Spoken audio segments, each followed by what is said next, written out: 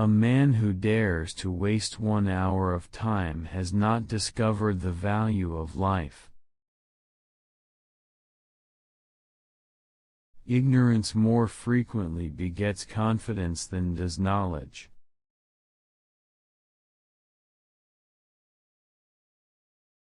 Animals, whom we have made our slaves, we do not like to consider our equal. Man tends to increase at a greater rate than his means of subsistence.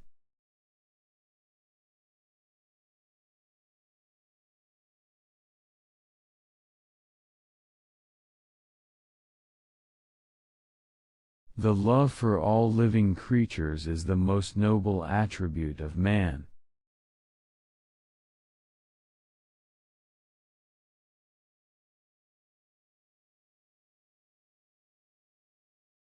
My mind seems to have become a kind of machine for grinding general laws out of large collections of facts.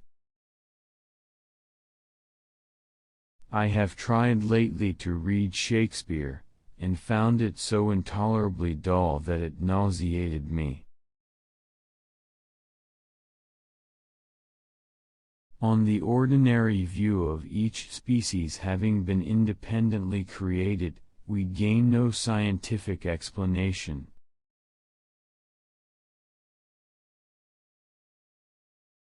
A scientific man ought to have no wishes, no affections, a mere heart of stone. I am not apt to follow blindly the lead of other men. The mystery of the beginning of all things is insoluble by us, and I for one must be content to remain an agnostic. Intelligence is based on how efficient a species became at doing the things they need to survive.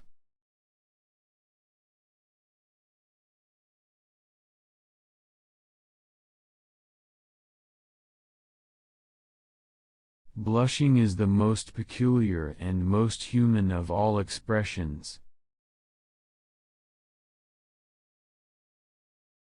I love fools' experiments. I am always making them. The highest possible stage in moral culture is when we recognize that we ought to control our thoughts. This preservation of favorable variations and the rejection of injurious variations, I call natural selection or the survival of the fittest. One general law, leading to the advancement of all organic beings, namely, multiply, vary, let the strongest live and weakest die. If the misery of our poor be caused not by the laws of nature, but by our institutions, great is our sin. The survival of preservation of certain favored words in the struggle for existence is natural selection. I have called this principle, by which each slight variation, if useful, is preserved, by the team of natural selection. To kill an error is as good a service as, and sometimes even better than, the establishing of a new truth or fact. A moral being is one who is capable of reflecting on his past actions and their motives, of approving of some and disapproving of others.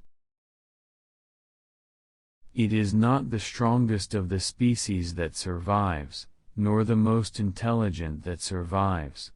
It is the one that is the most adaptable to change. There is grandeur in this view of life, with its several powers, having been originally breathed by the Creator into a few forms or into one. Besides love and sympathy, animals exhibit other qualities connected with the social instincts which in us would be called moral. Great is the power of steady misrepresentation.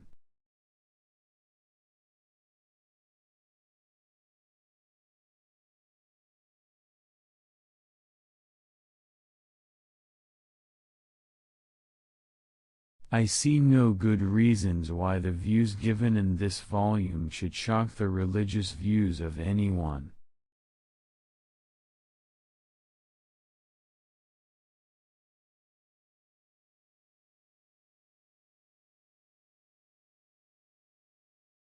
Man selects only for his own good, nature only for that of the being which she tends.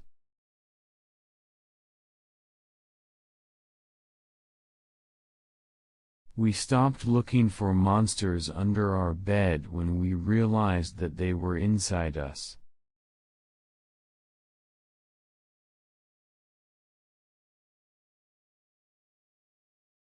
What a book a devil's chaplain might write on the clumsy, wasteful, blundering, low, and horribly cruel work of nature. The mystery of the beginning of all things is insoluble by us, and I for one must be content to remain an agnostic.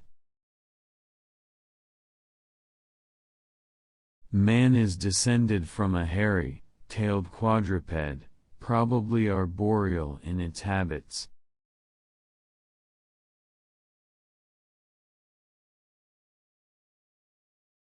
If the misery of the poor be caused not by the laws of nature, but by our institutions, great is our sin.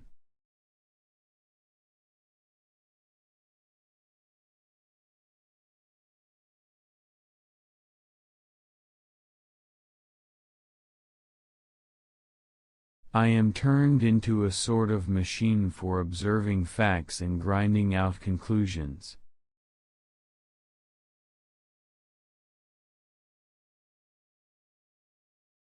How paramount the future is to the present when one is surrounded by children.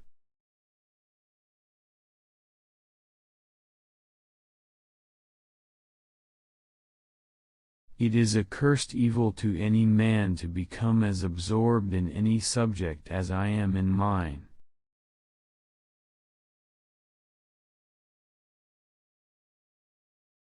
In the long history of humankind, and animal kind, too, those who learned to collaborate and improvise most effectively have prevailed. A man's friendships are one of the best measures of his worth.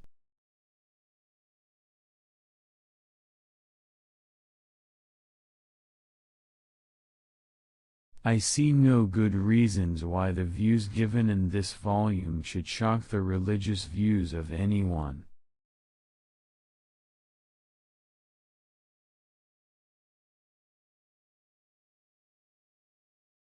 We can allow satellites, planets, suns, universe, nay whole systems of universe, to be governed by laws, but the smallest insect, we wish to be created at once by special act.